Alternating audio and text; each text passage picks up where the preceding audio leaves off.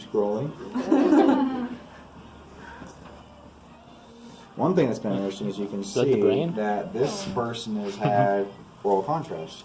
Yeah. Right? Because we can see it in the bowel, right? So it's in the small bowel, but is it in all the small bowel? No, which means that what's happened? There's got to be some type of either an ileus or an obstruction, right, that's preventing this stuff from going. So what do you think could be causes of like a mechanical obstruction in the small bowel? Yeah. Inflammation could do it, yep. So Crohn's, right? Inflammatory bowel disease, Colitis, whatever.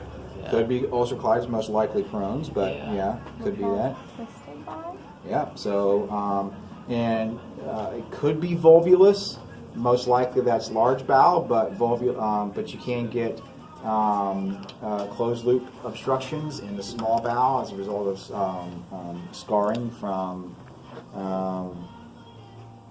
surgeries and stuff. Severed sympathetic nerve or something?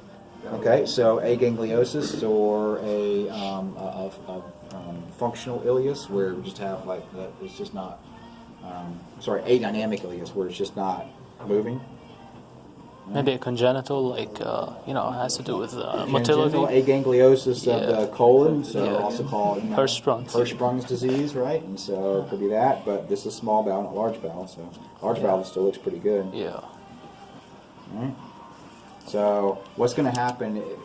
Am I going to be expecting to see like inflammation of the bowel proximal or distal to the obstruction or whatever is going on? Distal. So I would expect to see like large air accumulation stuff proximally, right? Because peristalsis continues, but I can't get stuff through. Okay. And so I still get all this air that builds up in the bowel proximally, right? And so we can you see stomach right here, right? So there's stomach, right? This is stomach, and we're going into duodenum, so there's duodenum, right? And we can kind of trace that down. So this is all small bowel. This is all small bowel here. So this small bowel doesn't have contrast in it yet, right?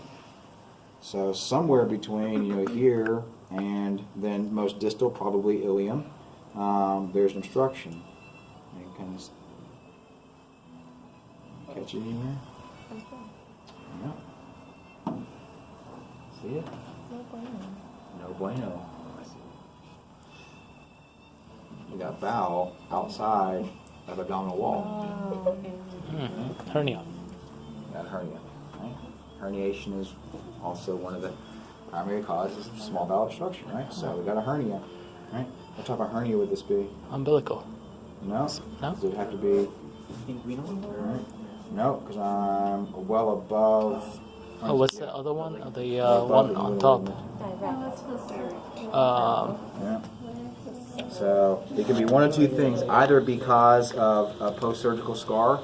So if this person had previously had some type of what's that word again? Scopic surgery. Laparoscopic? Laparoscopic surgery. Then they usually put 3 ports in, umbilical, right? And then an inguinal, and usually one whichever side you're going on, right?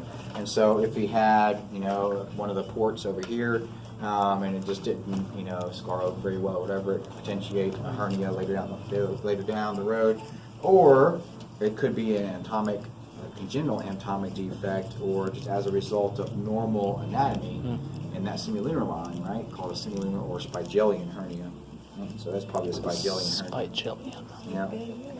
It is really big. It's very large. Do they resect it, or do they push it back in with that suck?